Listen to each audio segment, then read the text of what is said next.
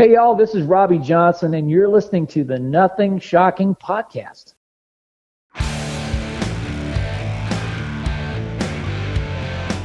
Want to know what's going on in the world of music? Then tune in to the Nothing Shocking Podcast, a non-genre based, all-ages friendly rock and roll program. Join us weekly for interviews with all your favorite rock stars from the mainstream to the underground. You can find us at nothingshocking.libsyn.com or anywhere you download podcasts.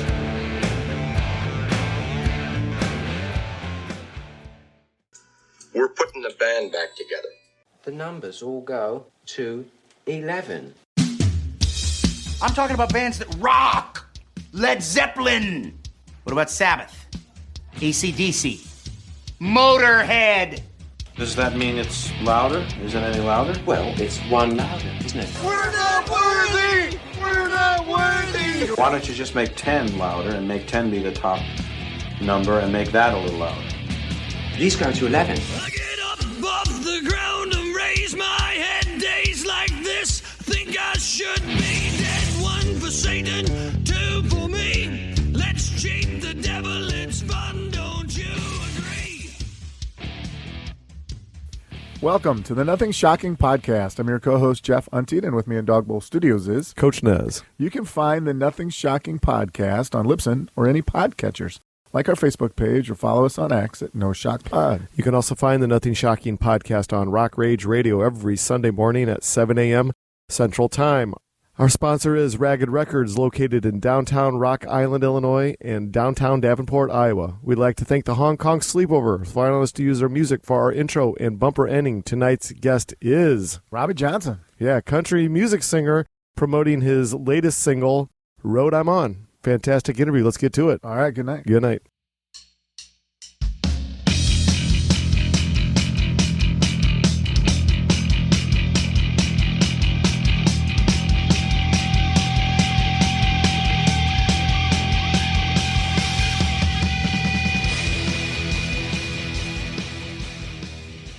Robby, welcome to the Nothing Shocking Podcast. I'd like to introduce to you my co-host, Jeff Untied. Hey, Robby, thanks for joining us tonight.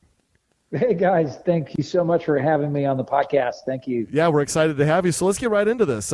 November 8th, you'll be releasing your latest single, Road I'm On. Talk a little bit more about the creation and recording of this new track. All right, so Road I'm On, I've been fooling around with this track for a long time because it's very personal, very close to me. It's kind of hard to write. I had to take some pauses. It's about my, my life story. My dad abandoned us. He left when I was 5, and it just created a big hole inside of me. And that's what the song is about. It's the road I'm on, and never far from home. It's always going to follow me for the rest of my life because, when you're 5 years old, your foundations. It's your mommy and daddy, the love, the family. And then when it breaks apart, there's no way for a 5-year-old to understand all of that. And the 5-year-old in me will never understand it. I got a trauma from it. I started a new Robby back then. I had to, it's weird the feeling. I can remember images, from my past, from that era when my parents were together, but I don't have the emotions attached to them. It's just images because I really, like I said, I started a new hard drive, a new life completely after the divorce. And like I said, it was very tough to, do this song. And which is crazy because, when I sit down and I write a song, I just fool around with the chord progression and I let it out. And for this one, it was the first words of the first verse. And sometimes it's only halfway through the song that I realize, oh, it's about me and it's my life. And it kind of happened for this one as well. So it was kind of tough to write, but I'm really happy that I finally, put the final touch to it and produced it and mixed it, mastered it, and all that. So, and everybody can hear it now. So they will be able to hear it on November 8th. So I'm really happy, thrilled about it. We're excited for you. Yeah. Can you talk just a little bit about your songwriting? Your approach to songwriting. How does it work for you? Yeah, like I said, I let it out. I try. Sometimes it's tough. Sometimes you want to write about something, and you start a song, and for some reason, the song just wants to be something else, and the more you fight it, the worse it gets, and you just have to let it be what it wants to be. And so that's pretty much how I go about songwriting. Is I just let the melodies dictate what it's about. The mood. Is it sad? Is it happy? Is it fun? Is it funny? So it's really a question of letting it out and not fighting it, not trying to fabricate something, and just trust the process. And it's weird because sometimes you get a feeling that the song already existed, and it's not, you didn't really write it. It was there, and you just found it, or it was gifted to you. And it's a weird feeling sometimes when you sit down and write a song, and you're like, where did this come from? I don't know. When it comes to creativity, recording your new music, are your creative methods and standards from one song to the next similar, or do you approach every song differently when it comes to recording it in the studio? Well, I work with my great buddy Danny Rader. I said I produce my stuff. I kind of co-produce my stuff. It's Danny Rader. He just finished touring with Kenny Chesney. He's an amazing session player. He plays on all the big hits, from Aldean to Chesney to Dierks Bentley, John Party, all the big names. He's on there playing somewhere on a track, and he's a genius, really a musical genius, and a great producer as well, songwriter. So I sit down with him and we go over the songs, and together we kind of decide what we want to do. He will challenge me on the lyrics, on the structure, the chord progression, arrangements, and all that. And so I give him, he deserves a songwriter credit. And sometimes he does, write the song with me. It happened on June and July, one of my previous releases. Or sometimes I just have the melody and he comes up with all the chord progression. So yeah, he gets a co-write. But we just take a listen to the song and what it inspires, then we go in that direction, really. And sometimes it's weird because just like the same way in songwriting, sometimes you're fighting it. You're trying to make it what it's not. And it also happens in production. Sometimes, there's a song, Helluvaride. I had a fully produced track, and I was listening back. I was like, no, this is not right. And it was, happy chords, and I was like, no, that's not the vibe of the song. So I went in the studio and tracked a whole new, made a whole new track and changed the chord progression, the arrangement. And it's totally different. It's like 180 degrees where it was. But yeah, it all depends on the song, what it wants to be, and just let it be what it wants to be. It reminds me, I have a song I did way back with James Strout was the producer, a song I co-wrote with two lovely ladies. And we were mixing the song, and there was something wrong. And we were like, oh my God, this is not going to make it on the album. We have a problem, and we couldn't figure it out. And so I asked James, like, hey, you're good friends with Vince Gill. You think he could play a guitar solo? Maybe that could help in the song. We don't know. And I was like, yeah, good idea. I'll reach out to Vince Gill. And Vince, the song is titled I Ain't the Guy. And so he sends the song to Vince, and he cuts an amazing guitar solo on the song. And when we get it back, we listened to it, and it was like a eureka moment. I was like, oh my God, this is what the song wants to be. And it saved the song. We threw away all the guitar overdubs we had, and we called in Brent Mason, and it's funny, he got in the studio and we played him the track, and as soon as he heard the solo, he said, oh, that's Vince Gill, just by listening to it, the tone, the playing, And so he came up with something that was similar, that fit with what Vince had done in the solo, and it really saved the track because, he wasn't, we were too deep into it. We couldn't see it. But Vince was detached, and he just let the song be what it had to be, what it wanted to be. And it worked out, and I love that song. It's a great song. Well, fantastic. Well, this modern age of technology where we are seeing more and more artists recording their new music from their home because they have the technology to do it from home, opposed to going into a proper studio. For you, where is your preference? Do you prefer getting into the proper studio the old-fashioned way and knocking things out, or do you like this new age of accessibility with your studio, in-home studio, and doing it yourself at home, a DIY type of deal? It's cool. Problem is there's too many possibilities. With music, you can get lost so easily because you can do so many different things. So it's great. Sometimes some songs I know exactly what I want. Night Like This is a song that I knew exactly what I wanted, that I kind of produced a full demo before going in studio and cut the real track with Danny. But some songs you don't really know, so it's great to sit down with someone else and figure it out together.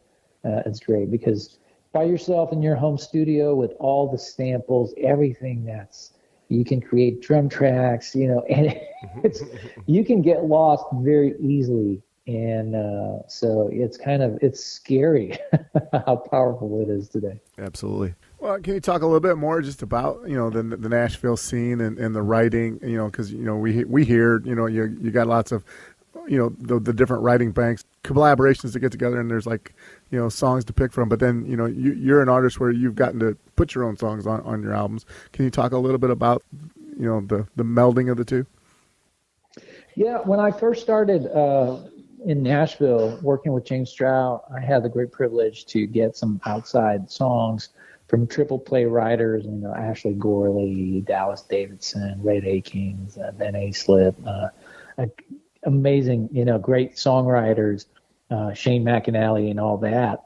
But it's all about connections, contacts, and are you fun to work with and be part, try and get in those circles. But the circles are very, very tight. It's hard to, it's hard to write even just one hit song. Imagine when your job is to write one after the other. So they want to make sure they're in the right room with the right artist, that's on a major label, and that will give them a chance to get a cut. So it's very hard to get in these circles. And unless you have like a big old hit, life-changing, career-changing hit, that change, it says it, and, it's life-changing. So then we start getting calls and all that. So I hope that one day I'll get a call and say, hey, Robby, I'd love to write with you, and people reaching out. And but I did have the opportunity, to write with some big names in Nashville. Like Frank Myers wrote "I Swear," huge hit, and "Tomorrow," Chris Young with Anthony Smith wrote my single "South of Me" with these guys, and they're amazing. Learned a lot from sitting down with them. Also, Danny Wells, that was an amazing experience. He wrote "Check Yes or No," George Strait. Mm-hmm. So it was fun to hang out and discover what's the process of songwriting, and it's really. I like it to be a little more personal, whereas in a co-write, sometimes you kind of lose control of where it's going to go.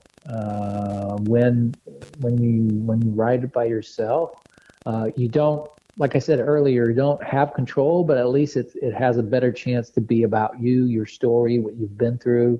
So it's more, you can connect more easily with it than when you write, with other people, and the song is more about what they've been through because, they all bring stuff to the table. So it works for some, it doesn't for me. I think, I will never say no to an outside cut. outside song. If it's a great song, and a great message, and it relates to me, then I'll do it.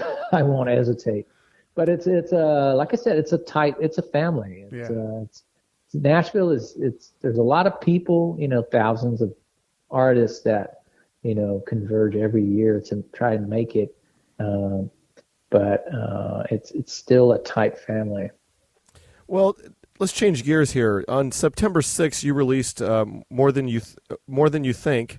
In this modern day climate of the music business, is it more advantageous for an artist like yourself to release singles at a time opposed to trying to release a full-length album or a extended play?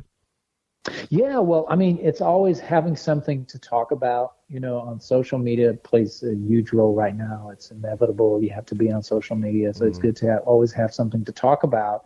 And releasing a single every 6 to 8 weeks is a great thing. And also, when you release a full-length album, then, you can talk about it, for a while, but then a lot of songs on there kind of get lost in the process. So it's a little sad, and I prefer for now releasing, singles, but I will release a full-length album with the most recent music that I released and some new tracks. And, but yeah, I mean, for people it's more about, getting discovered and releasing music, always giving people new stuff to listen to. And it's not, when you're a major artist that people are waiting on that album, it's a different game, when you're not like Taylor Swift or Drake or, Morgan Wallen, it's a different approach. There's not, like a mass of people waiting on an album, so it's different. Yeah, the thing that I miss the most about artists releasing albums opposed to releasing singles like they were in the 50s where they're releasing 45s at a time is I feel like artists don't get to have that deep cut of in their repertoire of music on an album. And for you, do you miss that opportunity of having those deep cuts for yourself that you could play live? Like the diehard fan of Robby Johnson will say, I know that song, and it's from the such and such album from years past.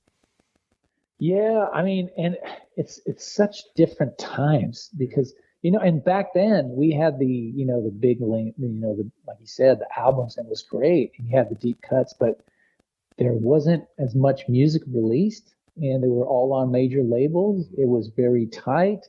But today, with the quantity of music that's released, it's a totally different game.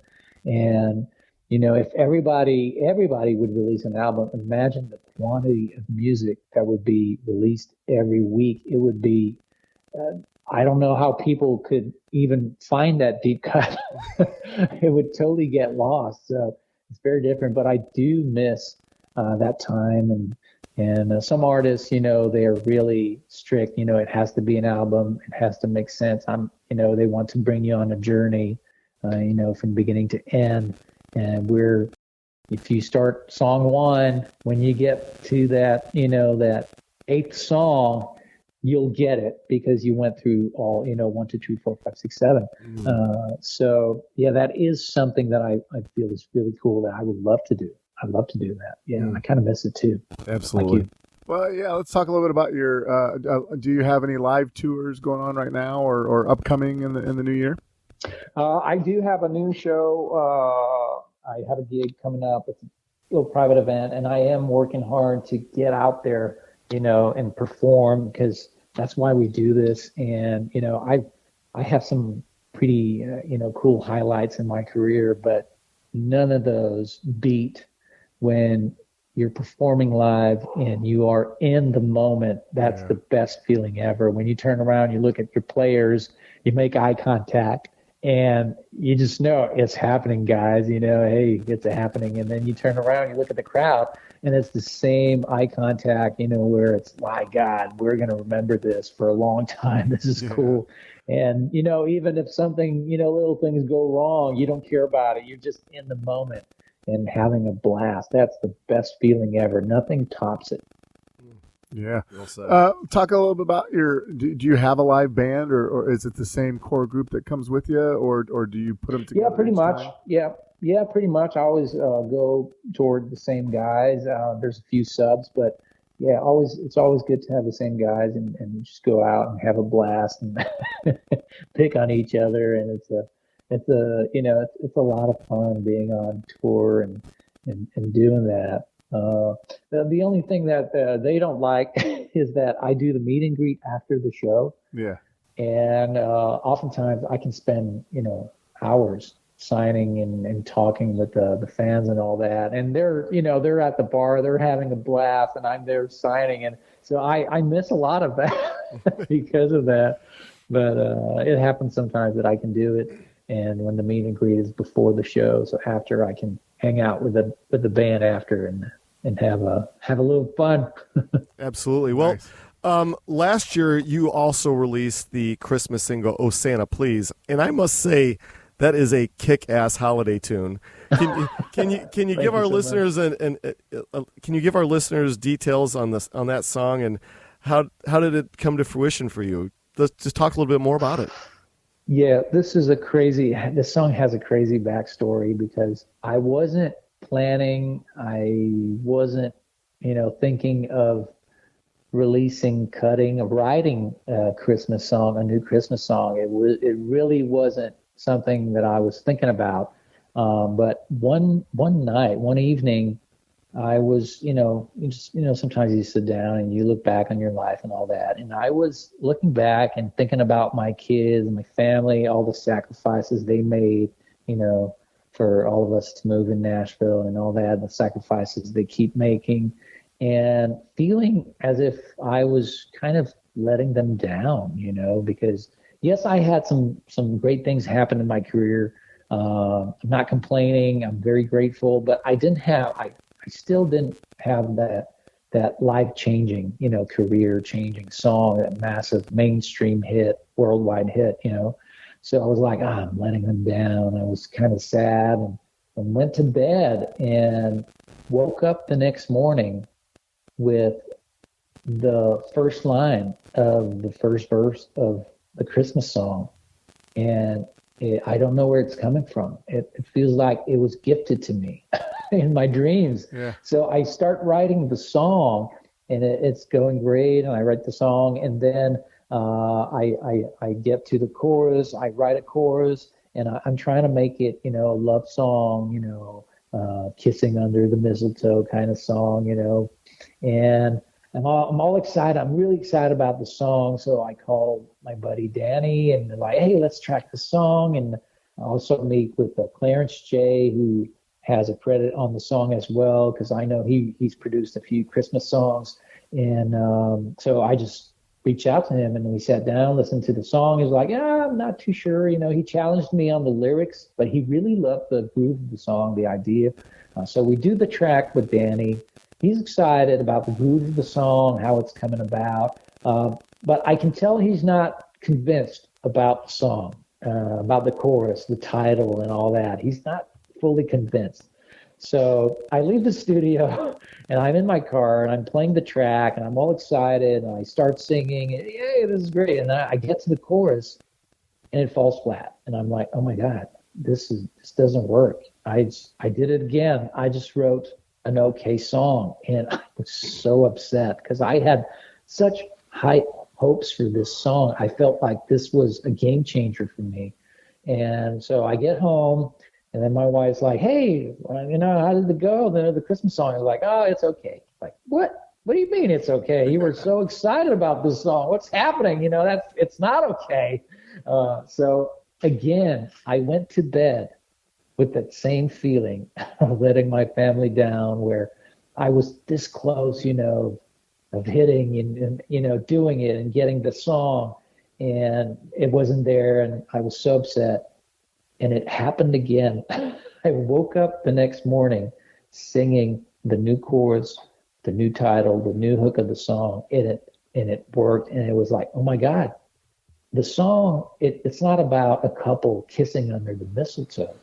It's about Santa. It was always about Santa. And I was fighting it. I wasn't letting it be what it wanted to be. So I really feel like I didn't write the song. It already existed, and it was just, gifted to me in some way. It's so weird because, the first track, when I listened, I was singing, I was like, man, this doesn't feel like it's meant to be. But when I got excited, with the new chorus and called Danny back and said, hey, we got to book a studio. We're going to cut some real drums. I need some background vocalists. I need a saxophone player, and all that. I was excited. I was like, you won't believe when I sing you the new chorus, the new hook of the song. And it happened in the studio. He was like, oh my God, Robby, this is really good. And the saxophone solo is epic. Oh my God, San Levine, amazing saxophone solo, the drums, everything, the background vocalist, they nailed it. It was amazing. I cried that day in the studio. It was pretty. I felt like I was living a moment, in my life. It was like a very important moment in my life, and I was so grateful to everybody and thankful. And it's funny because that day, the engineer in the studio, we were right after we did the solo, the saxophone solo. We were listening back to the track, and he was like, "Who wrote this song?" And Danny said, "Oh, it's Robby." He started laughing. He said, "No, really, who wrote the song?" And he said, "No, I'm not kidding you. It's Robby." And he turned around and he looked at me as if I was a god. That's so weird. He said, "Man, this song is epic." I said, "Thank you very much." But I take the credit, but not really. I don't know. It's so weird. But yes, it did came out great. And I'm so happy. The vocals, everything. I love it. I love it. It brings me back to, the energy of the song, the way it climbs. It starts kind of smooth and it keeps escalating. It reminds me of when I was a kid, the anticipation of Christmas, where it builds up, leading to Christmas until you open the present. It kind of brings me back that feeling of Christmas. It's an incredible song. Well, and you're kind of onto something there because we've talked to some other artists too, where they felt like that too, that the song was out there in the universe and they're like the vessel, the channel to pull it to earth. Yeah, it's a weird feeling. It's really a weird feeling, and what's weird about the song is it's about wanting that perfect gift from Santa, and I never say in the song what it is. Yeah. But the song was the gift. So it's really special. It's poetic in a way. Well, let's take a minute to talk about Robby outside of music. I know on Facebook you posted a picture of the perfect day to coach ball. Is that something? That something you do regularly, or is that with your family? Yeah, my son plays baseball, so I did I did some coaching. Assistant coaching and all that in baseball. Enjoy it. And what a great sport, man! It's so amazing. When you have the right weather and all that, it's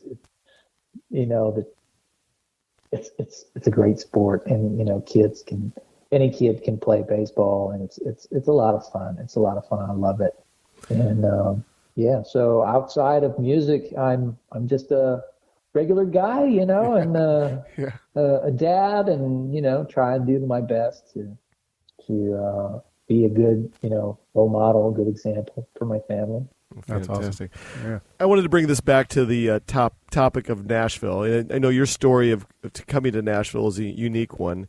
We've spoke to many artists that have migrated to Nashville, and some have relished the experience, and others couldn't wait to get out of the town because of the they feel like it was the oversaturation. They couldn't make it.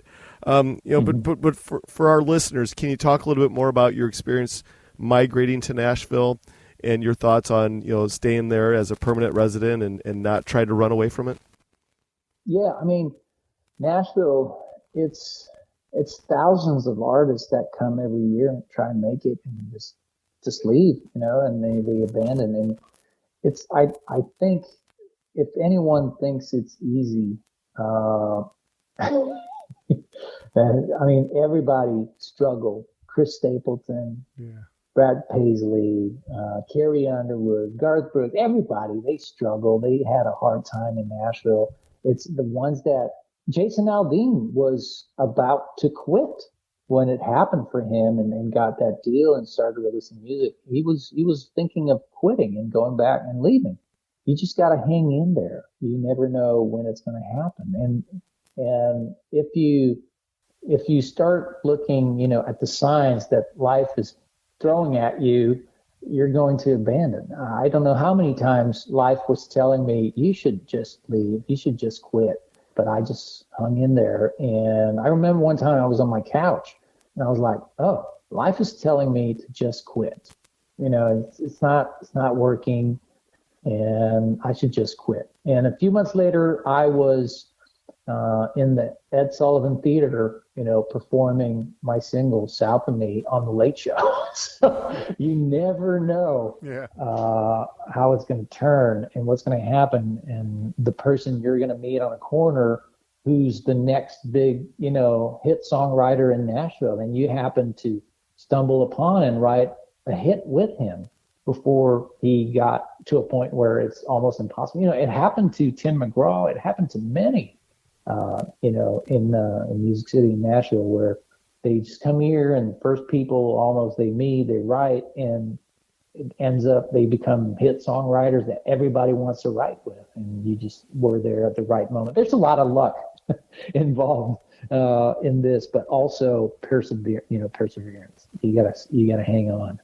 Very good. Yeah, let's talk a little bit about the music video. Your approach to that. I know you have one out there for Together, and you might have a couple other videos out there.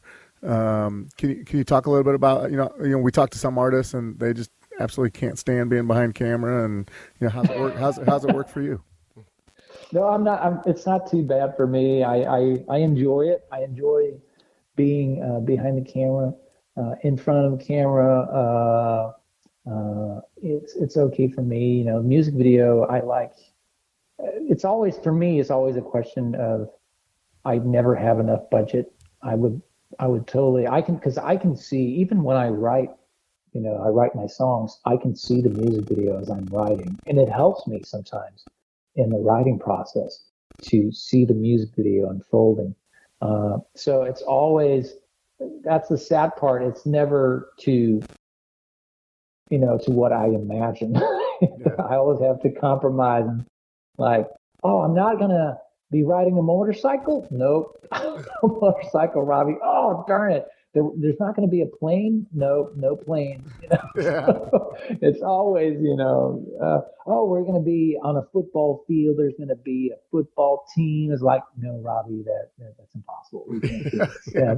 So it's always, trying to find a way within the budget. And it's great when you have a great director who has the experience, who really understands how to convey, the emotion and the music, as best as possible within the budget that you have. It's great. And sometimes this happened for my song, Oh Santa Please, my Christmas song. I had a concept of a music video, and the director was like, the song it escalates. You need so much more, and the budget would be crazy. So we could do it, but it wouldn't honor the song. So let's not do it because of that. So it's great to have those people, and sometimes you have ideas, and they have the experience of understanding how people will receive it. Sometimes you're like, it's the paradigm. Sometimes in your mind it works, but when you confront it with reality and other people, they have a different perception. And so it's great to, bounce back with someone else and bounce back ideas and get a better understanding of how you could really, bring the song to life in a music video. Yeah. Oh, very good. Well, we're running out of our allotted time for the evening. Got one more question for you, then we'll leave you alone. Sound good? I'm good. I'm good. I'm having fun. Fun. It's great conversation. We ask this question to a lot of our guests. The mystery of the music scene, rock and roll, country, you name it. They all had a mystery to it. George Jones had a mystery to it. Led Zeppelin had a mystery. We could just go down the list of genres, cross genres, or whatever. In this day of internet and social medias, and what we have is taken away from the mystery of the music scene. For you as the artist that you are, what do you prefer, this new age of accessibility that we have with because if we didn't have the internet, we wouldn't do this with you tonight, or do you miss that mystery that music once had? I do miss the mystery. I do miss it, where the music was the only way for you to paint a picture of who that singer was, that band was, what they were doing after the shows, before the shows, how they recorded the music, how they came up with these crazy ideas and songs, amazing songs. Now everything you can know everything. You can be present in the whole process. It's a different experience. And there's good to both. Nothing's perfect in life. There's always good and bad, and it's a balance. And that I love that all this technology has made the music accessible, for everybody. And you don't have like the major labels controlling, feeding people, this is what you're going to like. It's people that decide what, they like and what they gravitate towards to and what they share with others. And it's a great time for artists to be in the music because of that, where, anybody can become viral on TikTok, and someone's totally unknown comes up with this great song and can become viral and become, everybody knows about that artist, It's like, it happens like that. It's great that that's a good part of it. But yes, I do kind of miss the mystery, As do we both. But like I said, we're out of our allotted time of the evening. Is there anything that we left off tonight that you would like to plug or promote? No, you guys were great. We talked about Road I'm On. We talked about my Christmas single and song and all. So no, thank you so much, and I loved it. Well, thank you so much for doing this with us tonight. But once Jeff, the editing wizard over here, will get us all cleaned up and get all of our verbal boogers taken out. We'll get it sent to your publicist immediately, and please share it wherever you possibly can on your socials. We'd really appreciate it. All right. Thanks, Eric. Yep. Eric, thanks, Jeff. All right. Thank you so much, guys. Robby, thank you so much. It was an honor. Thanks. Take care. Have a good one, guys. Have a good one. Take Bye. care.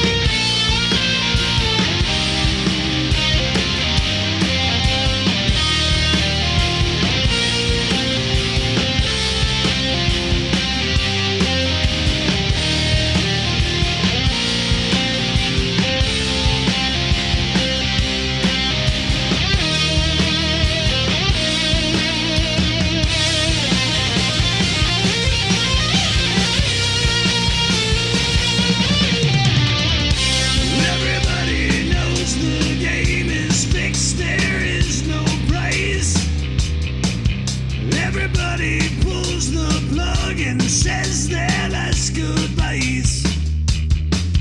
Move to the sunshine, fight the grip of nights. If they ever take